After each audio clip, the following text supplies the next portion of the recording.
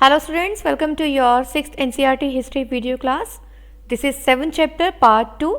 In the previous chapter we have studied about the Mauryan dynasty, Mauryan empire, and today we are going to continue with the chapter and we'll start to read the Ashoka, about the Ashoka. Okay, as we have studied that Chandragupta Maurya was the founder of the Mauryan empire, then his son Bindusar and then his son Ashoka. Okay, so in this video we are going to read about the Ashoka, a unique ruler.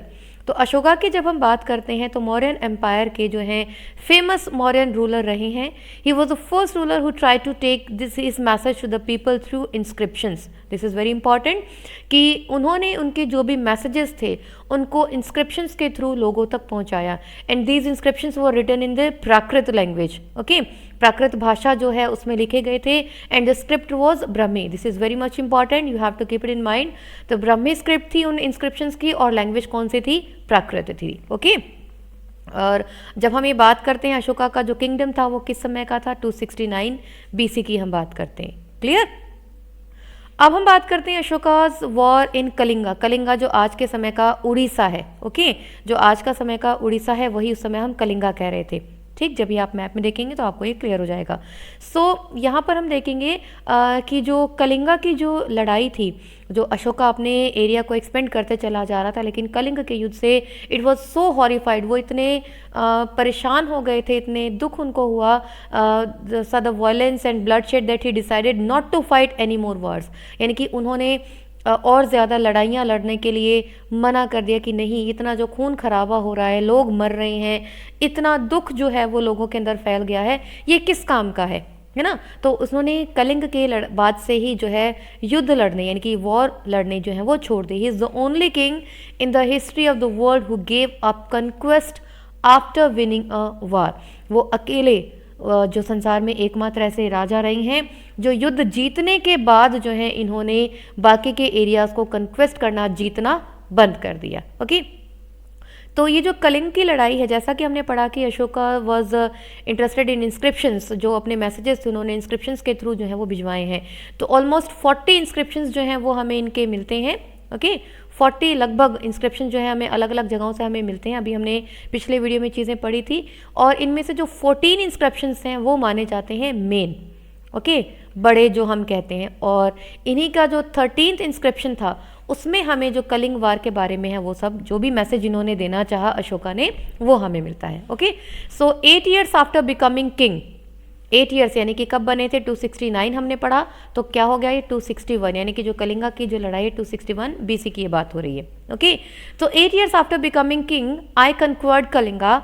About 1.5 lakh people were captured and more than 1 lakh of people were killed. The filled me with sorrow. Why? Whenever an independent land is conquered, lakhs of people die and many are taken prisoner.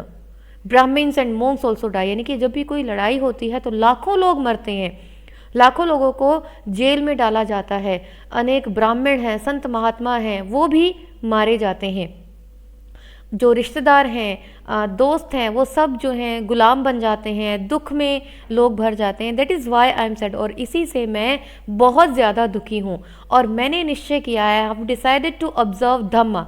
Dhamma is a Prakrit word and its meaning is dharma. ठीक है, तो I have decided to observe dharma and to teach others about it as well. तो आज से, अब से ही मैं धर्म की पालन करूँगा और अपने आने वाली जो जनरेशन्स हैं, जो मेरे बच्चे होंगे, उनके बच्चे होंगे, उन सभी को मैं इस धर्म के बारे में ही मैसेजेस दूंगा. तो ये सब चीज़ें जो हैं उन्होंने, जो धम्म की हम बात कर रहे हैं, तो मतलब I believe that winning people over through dhamma is much better than conquering them through force. यानी कि फोर्स को यूज़ करके लोगों पर हक जमाने से ज़्यादा अच्छा है कि धर्म का पालन करके लोगों का दिल जीता जाए और तब उनको अपने में मिलाया जाए. ठीक है, तो instead they should try to think about how to spread dhamma, यानी कि धम्म को फैलाने से और साथ के साथ जो है उनको अपनाने में, इन सब चीज़ों को जो है मेरे आने वाली जो पीढ़ियां हैं वो लगाएं. यानी कि इन सब चीज़ों के बारे में इन्होंने जो 13th इनका इंस्क्रिप्शन था उसके बारे में बताया है. अब अशोका का धर्म था क्या? अशोका का धर्म था क्या? ठीक है, अशोका धर्म did not involve worship of a God और परफॉर्मेंस ऑफ अ सेक्रीफाइस. यानी कि उनके धर्म में किसी पर्टिकुलर गॉड की, ईश्वर की, देवी देवता की पूजा नहीं होती, ना ही कोई सेक्रीफाइस यानी कि जो कोई जानवरों की बलि दी जाती है, ना कोई ऐसे रिचुअल्स होते हैं। He felt that just as father tries to teach his children, जैसे एक फादर अपने बच्चों को अच्छी चीज़ें, अच्छा व्यवहार, अच्छे संस्कार सिखाता है, इसी तरीके से एक राजा की ड्यूटी है कि वो अपने सब्जेक्ट को, अपनी प्रजा को जो है वो इंस्ट्रक्ट करे। He was also inspired by the teachings of the Buddha. जो अशोका थे, हमने पढ़ा है कि वो बुद्धा को, जो बौद्ध धर्म था उसको फॉलो भी करते थे। There were a number of problems that troubled him, जो उनके आसपास का जो वो देखते थे, लोगों के बीच में जब वो जाते थे, चीज़ों को देखते थे कि अलग अलग धर्मों के कारण लोग लड़ रहे हैं, लोगों के बीच में कन्फ्लिक्ट हैं, जानवरों की जो है बलियाँ दी जा रही हैं, स्लेव्स हैं, सर्वेंट्स हैं, उनके साथ बहुत बुरा बर्ताव हो रहा है, परिवारों में जो है लड़ाई झगड़े चल रहे हैं, लोग आस पड़ोस में लड़ाई झगड़े कर रहे हैं। तो उनको लगा कि बीइंग अ किंग मेरी ये रिस्पॉन्सिबिलिटी है कि मैं इन सब चीज़ों को सॉर्ट आउट करूं, और इन सब चीज़ों को सॉर्ट आउट करने का सिर्फ एक ही रास्ता है, that is the Dhamma. Okay, तो उन्होंने धम्म महात्मा जो हैं उनको अपॉइंट किया, यानी कि अपने ऑफिशियल्स को अपॉइंट किया, जो इन धम्म के बारे में जो भी उनकी टीचिंग्स थी उनको लोगों को समझाते थे, पढ़ाते थे, सिखाते थे, ताकि लोग जो हैं वास्तविकता को समझें, लड़ाई झगड़े जो भी बुरी आदतें हैं उनसे दूर हों। तो उन्होंने जो है अलग अलग एरियाज़ में जो धम्म महामात्र हैं उन्होंने उनको अपॉइंट किया। Besides Ashoka got his messages inscribed on rocks and pillars, यानी कि इसके अलावा, यानी कि जो उन्होंने महामात्र जो अपॉइंट किए थे उनके अलावा जो इंस्क्रिप्शंस थे उनके, जैसे रॉक्स पर, पिलर्स पर, जो भी उनके ऑफिशियल्स होते थे वो उन मैसेजेस को पढ़ते थे, बोल बोल के उनको सुनाते थे, समझाते थे बाकी के सभी लोगों को। और उन्होंने इसके अलावा सीरिया, इजिप्ट, ग्रीस, श्रीलंका, यानी कि इंडिया के बाहर के जो एरियाज़ थे वहाँ पर भी जो अपने मैसेंजर्स थे, धम्म के जो आइडियाज़ हैं उनको पढ़ाने के लिए, सिखाने के लिए दूर दूर तक उन्होंने अपने मैसेंजर्स को भेजा। और इसके अलावा भी बहुत सारे काम थे जो अशोका ने किए, जैसे उन्होंने सड़कें बनवाई, उन्होंने कुएं खुदवाए, रेस्ट हाउसेस बनवाए। इसके अलावा अगर हम देखें जो मेडिकल ट्रीटमेंट की फैसिलिटी है इंसानों के लिए और यहाँ तक कि जानवरों के लिए भी सारी सुविधाएं जो है उन्होंने अवेलेबल करवाई। ओके, तो ये सब था कि अशोका किस तरीके से वो काम कर रहे थे। तो यहाँ पर एक जो अशोका का मैसेज है कि किस तरीके से उन्होंने बताया है कि हम लोग जो हैं अलग अलग जो रिचुअल्स हैं, रीति रिवाज हैं, उनको फॉलो करते हैं, चाहे वो शादियां हों, बच्चों का जन्म हो, या हम किसी यात्रा पर जा रहे हों तो हम बड़े बड़े अनुष्ठान करते हैं ना, रिचुअल्स करते हैं। लेकिन इन अनुष्ठानों में क्या होता है, there is a wastage of lot of money, lot of time, lot of resources.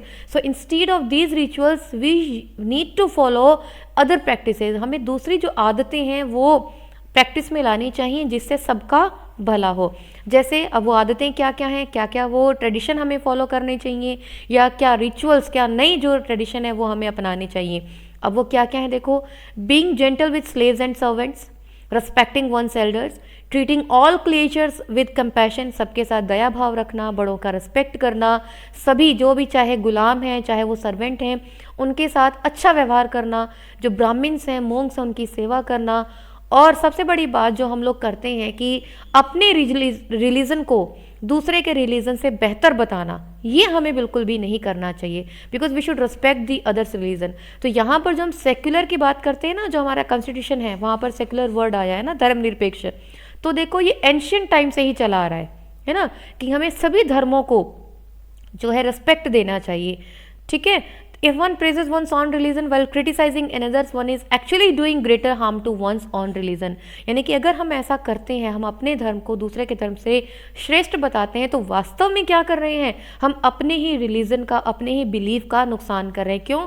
क्योंकि कोई भी बिलीफ, कोई भी रिलीजन ये नहीं सिखाता कि आप अपने आप को सुपीरियर शो करो और दूसरे को इन्फीरियर फील करवाओ। Okay, therefore one should try to understand the main ideas of another religion and respect it। तो हमें हमेशा एक दूसरे के साथ क्या करना चाहिए, respectfully जो है बिहेवियर हमें रखना चाहिए। Okay, so this was the chapter, it was about the Ashoka, so I hope everything is clear to you। Anyhow, if there is any doubt you can keep me posted in the comment section। Stay connected, और PDF जो है आपको आपके WhatsApp group में available हो जाएगा। Thank you.